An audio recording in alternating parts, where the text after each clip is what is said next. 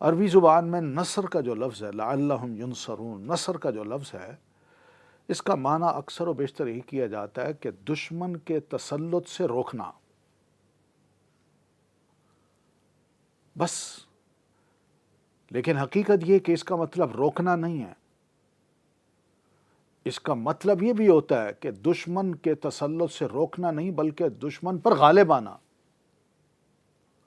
یہ مطلب بھی ہوتا ہے۔ نصر، فلاں نے مدد کی، اس کی مدد آئی، غالب ہو گئے، لعلہم ینصرون، شاید کہ وہ غلبہ پا لیں۔ مراد یہ ہے کہ یہ جو بتوں کو اپنا معبود بناتے ہیں، یہ دو وجوہات کی بنیاد پہ بناتے ہیں۔ ایک تو یہ کہ کل کو اللہ کے عذاب سے بچانے کے لیے یہ خدا، یہ معبود ہماری سفارش کر دیں گے اور ہم بچ جائیں گے، اور اسی طرح دوسرا یہ کہ لڑائی ہو، جنگ ہو، اس موقع پر بھی یہ خدا ہماری ایسی مدد کریں گے کہ ہم اپنے دشمن پر غلبہ پا لیں گے۔ لڑائیاں فوجوں کے درمیان بھی ہوتی ہیں اور انسانوں کے درمیان بھی ہوتی ہیں، اور لڑائی کا مطلب یہی ہوتا ہے کہ انسان اپنے کیس میں جیت جائے، یہ بھی ہوتا ہے۔ تو یہ نصر ان سے مانگی جاتی ہے، لعلہم ینصرون، مگر حقیقت میں ناصر اللہ تعالیٰ کی ذات ہے، وہی مدد مانگنے کے لائق ہے، اس سے مدد مانگی جائے۔ لقد نصر اللہ اذا جاء نصر اللہ، یہ قرآن مجید کے الفاظ ہیں جو ہم مسلمانوں کو سمجھانے کے لیے بہت کافی ہیں۔ تو بہرحال یہ خیال اللہ فرماتے ہیں ان کا ہے، مگر میں کہتا ہوں لا یستطیعون نصرہم، یہ معبود ان کی مدد کی طاقت ہی نہیں رکھتے، سوال ہی پیدا نہیں ہوتا کہ ان کی مدد کر سکے، نہ دنیا میں نہ آخرت میں۔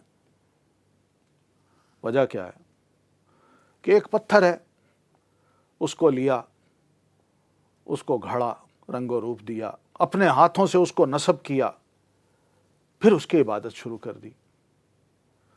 یعنی جس پتھر کو یہ رنگ و روپ دینے کی ضرورت اگر پیش آئی تو وہ کسی انسان کا محتاج ہوا، خود بے جان ہے، خود کچھ کر نہیں سکتا، اس کے اندر روح ہی نہیں ہے، بے جان چیز کیا کر سکتی ہے؟ اس کو یہ مقام دے دینا اور پھر یہ توقع کرنا کہ یہ ہماری مدد کریں گے۔ اللہ فرماتے ہیں لا یستطیعون نصرہم، سوال ہی پیدا نہیں ہوتا کہ یہ ان کی مدد کر سکیں۔ اسی طرح پتھر کے علاوہ درخت ہوتے ہیں، سورج، چاند ہے، ستارے ہیں، درخت ہیں، یہ سب چیزیں ایسی ہیں، ان کی پوجا پاٹ کی جاتی ہے اور سمجھتے ہیں کہ بس یہاں سے ہمیں فائدہ نصیب ہوگا۔ بالفرض اسی درخت کو آ کے کوئی کاٹ لیتا ہے، اس کی لکڑی کے ٹکڑے ٹکڑے کر لیتا ہے اور اس سے آگ جلاتا ہے، تو کیا اس درخت کے پاس اتنی ہمت تھی کہ اس کو نہ کاٹنے دیتا؟ کیا اس کے پاس اتنی ہمت تھی کہ وہ اس کے ٹکڑے ٹکڑے نہ کرتا؟ کیا وہ روک سکتا تھا کسی انسان کو کہ وہ بھائی اس کو آگ میں نہ ڈالے؟ لا یستطیعون نصرہم، نہیں ہو سکتا کہ یہ ان کی مدد کر سکیں۔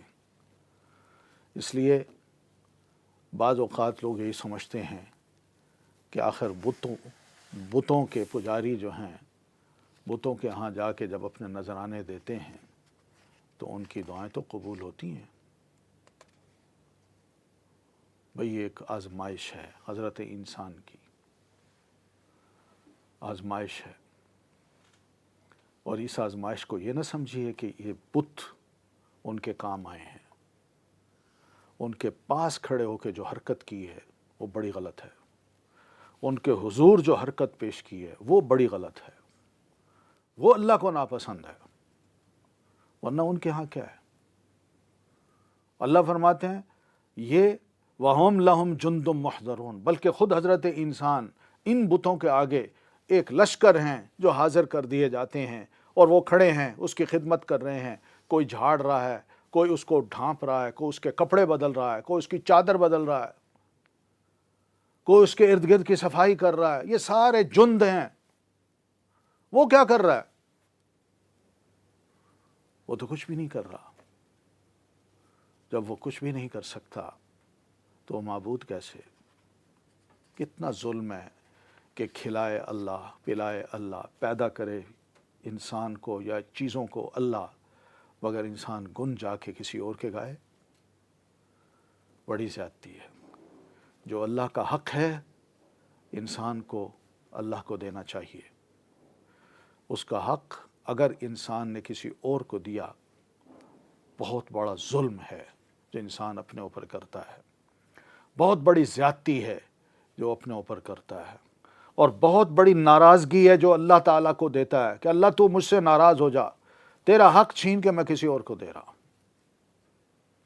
کیا حضرت انسان یہ پسند کرتا ہے کہ اس کا حق چھین کے کسی اور کو دیا جائے؟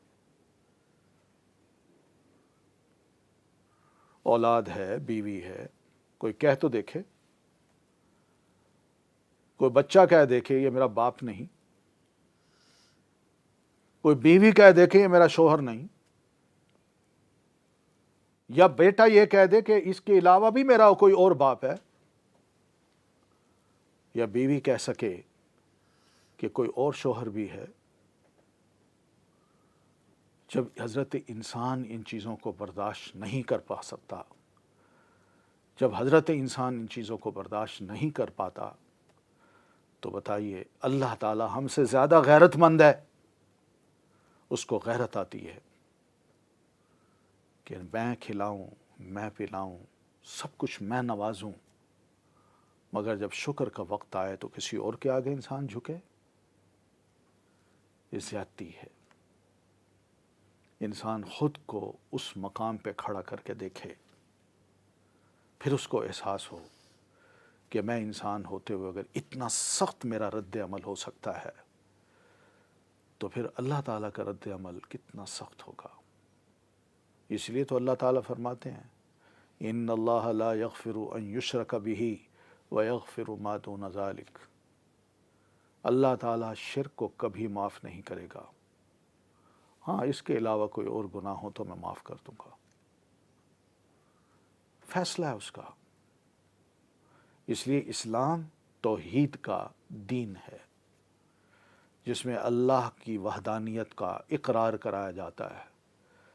اشہد اللہ الہ الا اللہ، میں گواہی دیتا ہوں دل سے بھی اور زبان سے بھی کہ اللہ کے علاوہ کوئی بھی معبود برحق نہیں، سب باطل ہیں۔